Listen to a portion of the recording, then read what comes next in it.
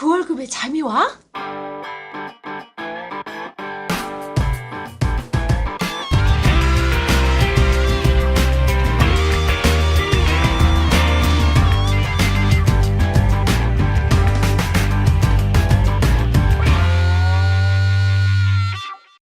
그 월급의 잠이와는 월급이 전부인 2천만 월급쟁이들의 불면증을 해소하는 방송입니다. 네, 안녕하세요. 반갑습니다. 그 월급에도 잠이 오게 하는 방송 머니스토리TV 뭉치 양승민입니다. 반갑습니다. 꼰대 김광주입니다. 꼰대는 지금 신혼 때 기억이 좀 있어요? 신혼 때 기억이 많죠. 아, 있어요? 오, 얼마 안 돼서 그랬나?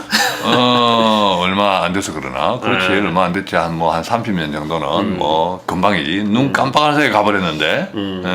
그래서 지금 정부에서 보면 신혼부부에 대한 혜택이 있는데 이 정부에서 얘기하는 신혼부부는 뭐냐면 결혼하고 5년 이내, 결혼하고 5년 이내를 이제 신혼부부라고 얘기합니다. 그렇지. 요즘 뭐 또 이혼하는 경우도 많으니까 5년까지를 다 신혼으로 인정해주구나. 그지? 네, 그래서 요즘 뭐 근데 아시다시피 점점 결혼 시기가 늦어지고 있죠. 뭐 대표적인 이유가 뭐 여러 가지 이슈들이 있겠지만 기본적으로 집값이 너무 비싸서 결혼이 딜레이되는 경우가 생각보다 많다는 겁니다. 집값이 비싸서 그렇지. 그렇죠. 서울에서 뭐 집 한 채 최소한 전세 3억 정도 있어야 되는데 쉽지 않죠. 셀러맨들이. 그렇지. 네. 자, 그래서 오늘은 결혼 이내 신혼부부가 좀 주목해야 될 주택 관련된 제도들 그런 부분들 좀 정리해서 말씀 나누도록 하겠습니다. 자, 우선은 이제 우리가 이제 청춘들이 찾는 것이 일단 싼 거잖아. 싼 거. 싼 거. 그렇지. 그래서 뭐 처음에 결혼하자마자 탁 그동 집을 구할 수 있다면, 살 수 있다면, 얻을 수 있다면, 그건 뭐 아주 대체로 그 정도면 우리가 금수저로 봐야 돼. 그렇지. 예, 금수저가 뭐 별 게 아니야. 그게 금수저야. 그렇지. 예, 근데 이제 대체로 이제 그런 경우가 없으니까 아니라면 그냥 이제 임대부터 시작하잖아요. 네. 임대부터 시작하면 임대부터 시작할 때 또 쌓아야 되니까. 실질적으로 그 신혼부부 재무 상담에 있어서 많은 분들이 돈 모으기 힘든 케이스가 뭐냐면 대부분이 집을 집을 부모가 마련해준 경우와 마련하지 않는 경우에 따라서 천차만별로 금액이 차이가 난다는 거죠. 즉 상대적으로 집에 대한 지원을 받지 못한 신혼부부 같은 경우는 주거비에 생각보다 많은 비용이 나가고 있다는 게 현실입니다. 자, 첫 번째 솔루션이 이제 행복주택. 행복주택. 네. 행복주택인데 이거는 행복주택 대상자는 뭐 대학생, 사회초년생, 신혼부부. 그러니까 굳이 꼭 뭐 결혼을 안 해도 상관없고 이런 젊은 층들에 대한 조금 저렴한 임대를 허락한 목적으로 만든 것이 공공임대. 그것이 행복주택이다. 그래서 결혼하고 5년을 신혼부부라면 사회초년생은 직장이 들어가서 5년. 그분들을 이제 사회초년생이라고 불러요. 5년까지. 네. 그래서 이제 5년까지. 행복주택에 대해서는 이제 예전에 많이 방송했었죠. 많이 방송하고 행복주택 홈페이지가 있습니다. 행복주택 홈페이지에 들어가시면 이런 입주 자격 여부라든지 그 다음에 청약 가능한 지역들 그리고 분양 정보에 대해서 계속 나오고 있습니다. 그래서 그 부분들은 실시간 정보가 업데이트 되니까 뭐 즐겨찾기 해두시고 해당되시는 분들은 주기적으로 들어가서 눈두덩 찍어주는 걸 하셔야 될 것 같고요. 아시다시피 기본적으로 월세가 싸요. 월세가 주변 시세의 약 80%. 그리고 또 일단 또 면적이 작잖아, 그죠? 그렇죠. 면적이 적으니까 싸고 주변 시세 또 80% 싸고 최장 한 10년까지. 그리고 신혼부부 특히나 이제 전세 들어가시는 분들이 대부분이 타의적으로 집 주인이 다 하라고 해서 2년마다 집 옮겨야 되는 경우가 굉장히 많이 있죠. 근데 이제 이 같은 경우는 뭐 6년까지는 기본적으로 버틸 수 있으니까 그런 부분에 주거의 안정성도 좀 상당 부분 기여를 하고 있다. 이제 중요하게 또 이제 착각하지 마셔야 되는 것은 행복주택에 입주했다고 안 싸우는 것은 아니다. 그렇지. 늘 행복한 것은 아니다. 행복주택에 입주하고 그냥 피 터지게 싸우는 경우도 많다. 그렇죠. 그래서 그런 오해는 마시고 행복주택에 가면 행복까지 얻을 수 있는 모양이다. 행복은 주택이 만들어주는 것이 아니라 스스로 만드는 거다. 그리고 이제 과거에 공공임대라고 하면 좀 평수도 적고 약간 원룸 형태라든지 이런 좀 그 설계 자체가 좀 매력적이지 못했어요. 근데 최근에는 이제 투룸형이라든지 이런 신혼부부를 위한 특화단지, 뭐 어린이집도 지원을 해주고 기타 공공 커뮤니티 시설을 되게 잘 해놓은 데가 많이 있습니다. 그렇기 때문에 뭐 이런 부분들은 뭐 아주 좋은 방향인 것 같습니다. 네. 자, 그러면 이제 어쨌든 이 행복주택도 좀 월세를 낮추려면 좀 전세를 걸어야 되고, 그렇지. 뭐 행복주택이 전세 100%는 안 그렇지. 되지만, 그렇지. 어쨌든 그러면 이제 그 다음 문제는 또 전세 자금이 없으면 어떡해? 그렇지. 이 또 예. 대출을 은행을 가야 되잖아요, 그죠? 그렇지. 예. 그래서 뭐 전세 자금 대출도 있죠. 기본적으로 은행에서 제공하는 자체 상품도 있지만 또 정부에서 이런 신혼부부를 위한 지원 제도가 있는데 그게 뭐냐면 버팀목 전세 자금 대출이라는 게 있습니다. 버텨야 되네 일단. 그렇지. 그래서 일단 버텨야 돼. 근데 대신에 이제 전용 면적은 85제곱미터 이하이고, 그리고 이 보증금 자체가 서울, 경기, 인천 3억 원. 그 다음에 이 수도권 2배에서 2억 원. 제한이 있는 거죠. 즉, 신혼부부지만, 좀 큰 평수, 그 다음에 돈 비싼 전세에 대해서는 너 알아서 하고, 우리는 상대적으로 좀 작고, 일정 금액까지만 싸게 전세를 대출을 해주겠다라는 거죠. 기본적으로 지금 현재 수준을 좀 살펴봐야 되겠지만 2010년도 기준으로서는 대략적으로 연 2% 정도 플러스 마이너스 5%, 즉 1.8에서 2.4% 아주 싸. 정도까지. 요즘 이제 네네. 금리가 많이 올랐어요. 그렇죠. 특히 이금융 같은 경우는 5% 금리도 이제 네. 뭐 이렇게 많이 그래서 생기고. 일반적인 은행에서는 대략적으로 3% 중반 이후죠, 현재로서는. 그거보다는 뭐 1.5% 정도 저렴한 수준이니까, 당연히 신혼부부가 해당되는 조건이라면, 당연히 이런 부분들은 챙길 건 챙겨야죠. 예. 정부에서 뭐 받은 것도 없는데 이런 것도 안 챙겨야 되겠습니까? 네. 그죠. 안 생기면 최순실이가 다 가져가. 그렇지.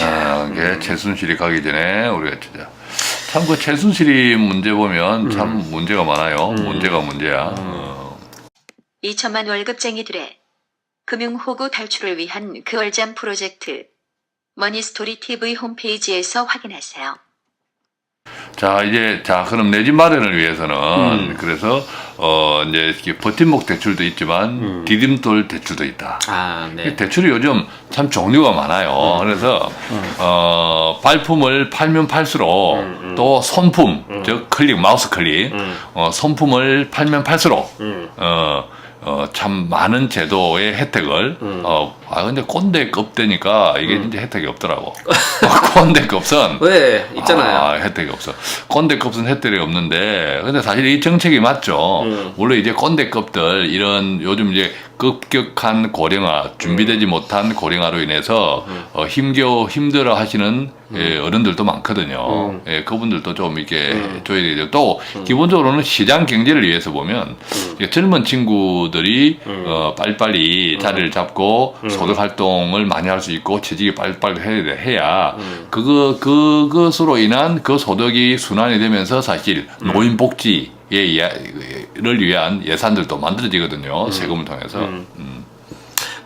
그리고 이제 이런 정부에서 시행하는 혜택을 주는 것들은 기본적으로 상대적으로 소득이 적으신 분들을 우선순위를 하고 있기 때문에 버팀목 전세자금 대출도 기본적으로는 그 배우자 합산 총소득이 연간 5천만 원 이하일 때만 가능을 해요.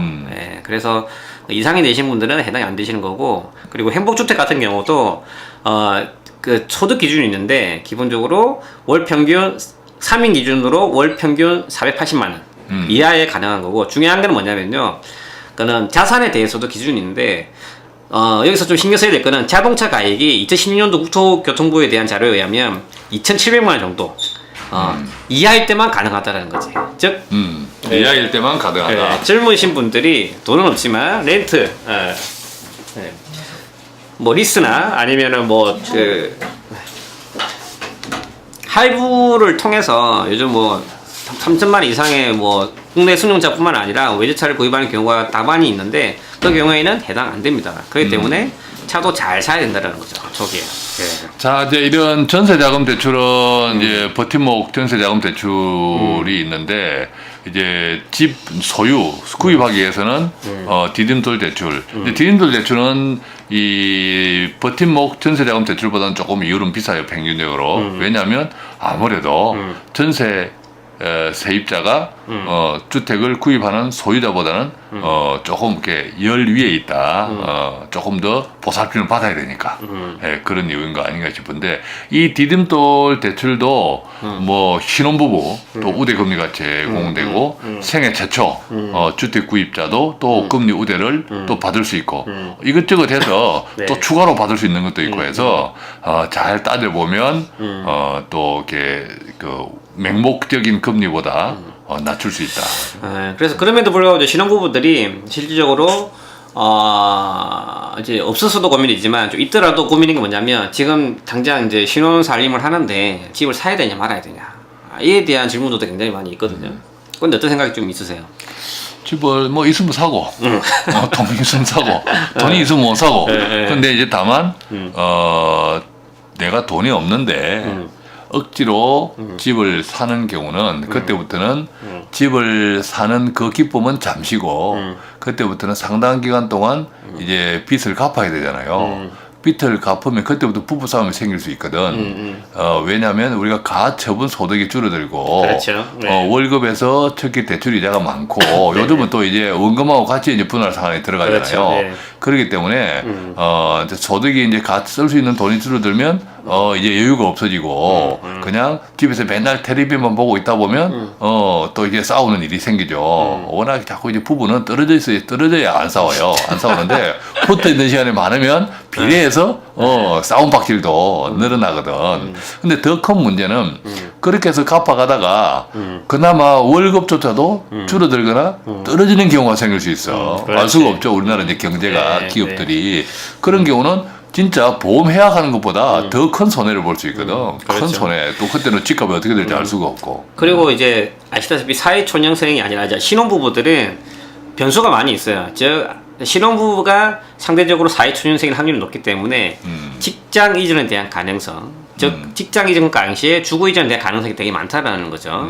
예, 그리고 아시다시피 집이 실질적으로 필요한 시기는 이제 애들이 좀 커서 이제 초등학교 들어가는 시기거든요. 그래서 통상적으로 그 재무적으로 저희가 처방을 내릴 때는 보통 결혼하고 한 7년 정도 시점에서 이 주택 자금, 목적 자금을 마련하는 경우가 굉장히 좀 많이 좀 있습니다. 그래서 당장 집을 살 여력이 안 되신다면 애가 초등학교 들어가는 시점, 이때 시점에서는 중요한 거는 투자 가치보다는 주거 안정이 필요한 시기지 않습니까? 네, 그렇기 때문에 그쪽 시기에서는 집을 한번 실질적으로 구매해 보는 게 시점을 정하는 게 어떨까 싶습니다.